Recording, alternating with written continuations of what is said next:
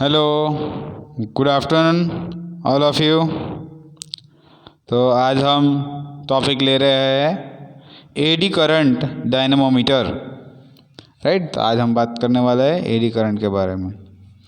So eddy current dynamometer utilize the principle that the power loss produced on account of AD current, which is generated when rotating conductor cuts across magnetic flux, है ना, cut across magnetic flux.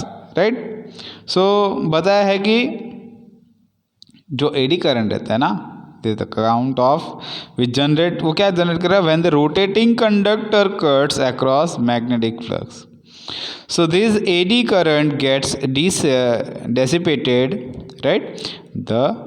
This AD current get dissipated in form of heat, and therefore this dynamometer acts as an absorption type dynamometer, right? उसको हम acts as an absorption type dynamometer भी हम बोल सकते हैं. Now an AD current dynamometer consists of a tooth steel rotor, है ना, tooth steel rotor, so fixed on the engine shaft as shown in the figure. So the rotor rotates inside a smooth bore cast iron station. Cast iron stator बोलते हैं. Right, तो stator और rotor के बारे में हमने आगे भी स्टडी कर लिया है ना. So the rotor rotate inside a smooth bored cast iron stator. So the existing coil is fitted into inner surface, so groove of stator.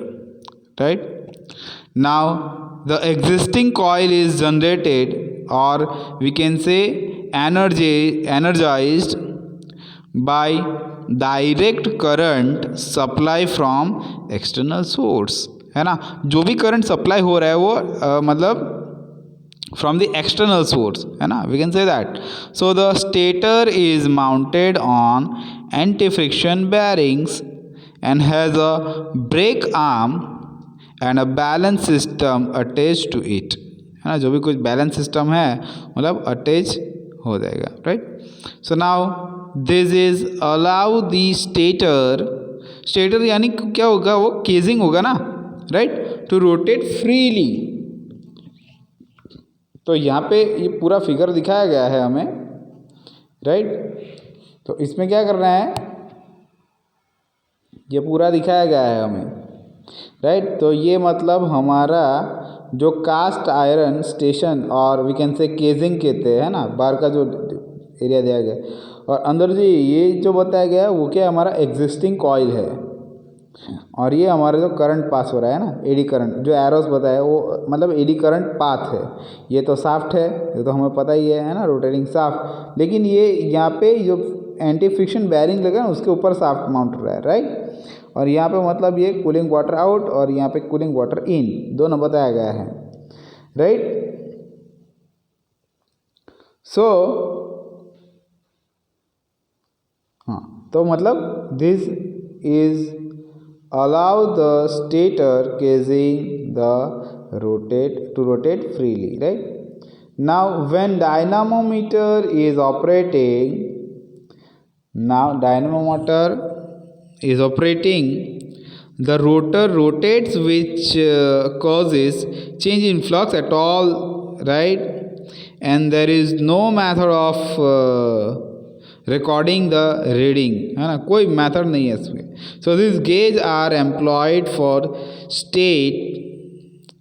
है ना, स्टैटिक स्ट्रेन मेजरमेंट, है ना, उसको हम बोल सकते हैं static strain measurement only, and also in cases where the point of measurement is accessible for visual observation. Right, now अब हम बात करते हैं ऑप्टिकल स्ट्रेन गेजेस के बारे में.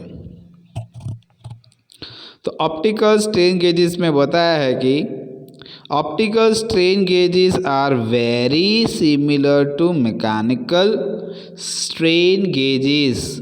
right?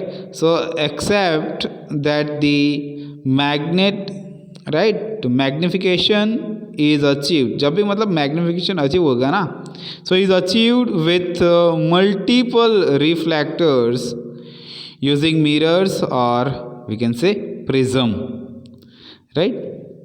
Now the inertia of this strain gauge, the inertia of the strain gauge is reduced compared to mechanical strain gauge, है ना? जो यहाँ पे वही तो बताया है, दो inertia दिया गया ना of this strain gauge is reduce, जो reduce हो जाएगा compared to mechanical strain gauge के, राइट? तो मेजरमेंट क्या बताया है कि the measurement accuracy of optical strain gauge is high compare to mechanical strain gauge. Optical जो है मतलब हाईली कंपेयर टू मतलब मैकेनिकल है ना, वो यहाँ पे बताया गया है। स्ट्रेन गेज है ना, वो बताया गया है। सो ऑल्सो इट कैन, और we can say also it is independent on temperature variations in Martin's mirror type extensometer, है ना? एक्सटेंसोमीटर जो रहता है मतलब, है ना, उसे हम मेजरमेंट कर पाते हैं। So a plane mirror is rigidly attached, a plane mirror is rigidly attached to a movable knife edge, right? So when it is subjected to stress, the mirrors rotates through an angle and the reflected light beam from the mirror substance बोल सकते हैं हम, an angle twist, angle twice रहेगा इसमें, है ना? Twist नहीं रहेगा मतलब ट्वाइस रहेगा that of incident light. The most commonly use strain gauge is this category, right? Most commonly used strain gauges in this category, so is developed by L.B. Tuckerman, right? तो ये सारी चीज़ें आपको बताई गई है कि क्या मतलब कंपैरिजन क्या है ऑप्टिकल मैकेनिकल स्ट्रेन गेज का, मतलब क्या चीज़ है, वो सब कुछ समझाया गया है डिटेल में। सो इट कंबाइंस, है ना, यहाँ से हम ले लेते हैं, it combines the mechanical and optical levers, है ना? देखो यहाँ पे बताया गया ना, मैकेनिकल और optical levers and consist of two part as an extensometer and autocollimator. Autocollimator भी हमने आगे देख लिया है ना, लीनियर मेजरमेंट के चैप्टर वाले में, राइट? सो दिस गेजेस, है ना, this gauges is also satisfactory only for static measurement and suffers from the obstacles inherent in all mechanism, मतलब system, we can say that. So if it is used for dynamic measurement, जो भी कुछ dynamic measurement हो रहा है ना, तो उसके लिए हम ज़्यादातर यूज़ करते हैं ना। स्टैटिक के लिए तो हमें पता ही है ना, लेकिन डायनेमिक जब चलता है मोशन में कुछ भी चीज़, तभी हमें मेजरमेंट करना है तो हम यूज़ कर सकते हैं ऑप्टिकल स्ट्रेन गेज का, राइट? देन बात करते हैं इलेक्ट्रिकल गेज के बारे में, मतलब इलेक्ट्रिकल स्ट्रेन गेज के बारे में, राइट? सो उसमें फर्स्ट ऑफ ऑल बताया है कि इन दिस स्ट्रेन गेज, है ना, मतलब इलेक्ट्रिकल स्ट्रेन गेज में बताया है कि a change in strain produces a change in some electrical characteristics. So the basic principle of an electrical strain gauge is based upon the measurement of the changes in resistance, right? The basic principle of an electrical strain gauge is based upon the measurement of the changes in resistance, capacitance or inductance that are proportional the strain transferred from the specimen, right? So we can say that easily. Now the gauge element, right? To मतलब अभी क्या बताया है कि the output can be magnified, जो भी कुछ output मिलेगा हमें वो मैग्नीफाइड बताया गया है, right? By some auxiliary electronic equipment के द्वारा, right? So the electrical strain gauge can be classified as, है ना, एक तो बताया है हमें रेजिस्टेंस गेज, दूसरा बताया है कैपेसिटेंस गेज, तीसरा बताया है inductance gauge and piezoelectric और we can say semiconductor gauge, है ना। तो सारे ये जो है वो इलेक्ट्रिकल स्ट्रेन गेज के उसमें आता है, राइट, है ना।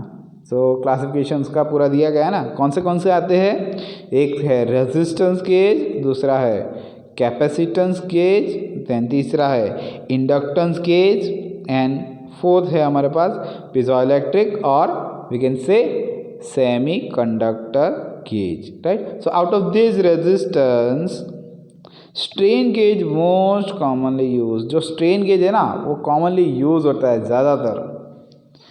सो capacitance and inductance type are only employed for special applications, right. So piezoelectric gauge for measurement of strain have limited, है ना, मतलब piezoelectric जो गेज है वो हम बोल सकते हैं कि भाई for measurement of strain have limited applications, right.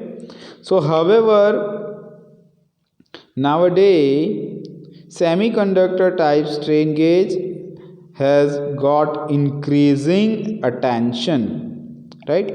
So due to this or due to its high sensitivity, small size and adaptability, है ना, मतलब ये जो बताया गया ना कि हाउएवर नाउअडेज क्या बताया कि सेमी कंडक्टर टाइप जो रहता है ना, मतलब क्या, तो strain gauge has got increasing attention, increase होता है ना उसमें, right. So due to its high sensitive, क्योंकि जो ये स्ट्रेन गेज जो है सेमी कंडक्टर वाला वो मतलब हाईली सेंसिटिव है और साइज में कैसा है, स्मॉल है, and adaptability for both static and dynamic measurement, static भी कर सकता है और डायनामिक मेजरमेंट भी इजीली कर सकता है ना। तो वही चीज़ यहाँ पे बताई गई है, right.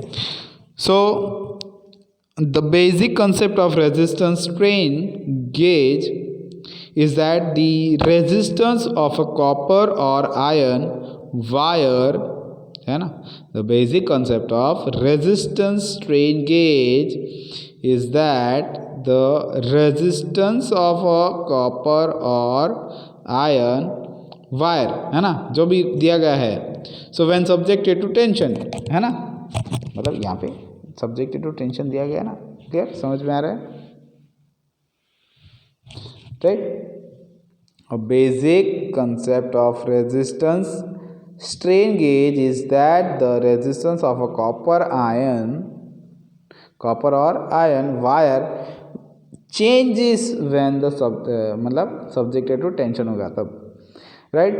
So the resistance of the wire changes as a function of strain, right, and increasing with tension and reducing with compression, right, clear। चलो अब बात करते हैं एडवांटेजेस के बारे में। तो फर्स्ट ऑफ ऑल हमें एडवांटेज दिया गया है कि भाई it is simple in construction, उसका कंस्ट्रक्शन कैसा है, मतलब सिंपली है, वो सिंपल है। देन बताया कि less inertia effect and very sensitive, है ना, इनर्शिया जो मतलब दिया गया है ना वो बहुत ही, इनर्शिया इफेक्ट मतलब बहुत कम है ना, लेस है, हम we can say that, and वो मतलब वेरी सेंसिटिव है ना, राइट। तो वो भी चीज़ आपको ध्यान में रखनी है। Then it in small size and hence can be installed at a place which is not easily accessible, वो easily accessible नहीं है, right। So linear measurement, the linear measurement is accomplished, है ना, linear measurement is accomplished and output of gauge can be utilized for recording, है ना, output of gauge can be utilized for recording and indicating purposes, right। output of gauge जो भी दिया गया ना, so that can be utilized for किसके लिए, मतलब तो रिकॉर्डिंग एंड इंडिकेटिंग पर्पस के लिए, right. Then strain gauge can be calibrated in terms of force, है ना। Strain gauge can be calibrated in terms of force, displacement and pressure. Force, displacement, pressure and acceleration, right? So it is reliable and inexpensive, we can say that, right? तो बोल सकते हैं। So these are the advantages, है ना, of electrical, है ना, जो electrical में हमें बताया गया है ना, राइट। एडी करंट डायनामोमीटर में हमने क्या देखा, एक ऑप्टिकल स्ट्रेन गेज दिखा, है ना, optical strain gauge, right. Then हमने देखा इलेक्ट्रिकल स्ट्रेन गेज, है ना। मतलब ये सारे मतलब इंडिविजुअल पोर्शन है, ऐसा हम बोल सकते हैं, राइट। इसमें आगे हमने ये हाइड्रोलिक डायनामोमीटर भी देखा था, राइट। तो सारी चीज़ यहाँ पे हो चुकी है, राइट। तो अब हम नेक्स्ट जो लेने वाले हैं वो क्या है हमारा, गेज फैक्टर और स्ट्रेन सेंसिटिविटी फैक्टर्स के बारे में। Okay, thank you.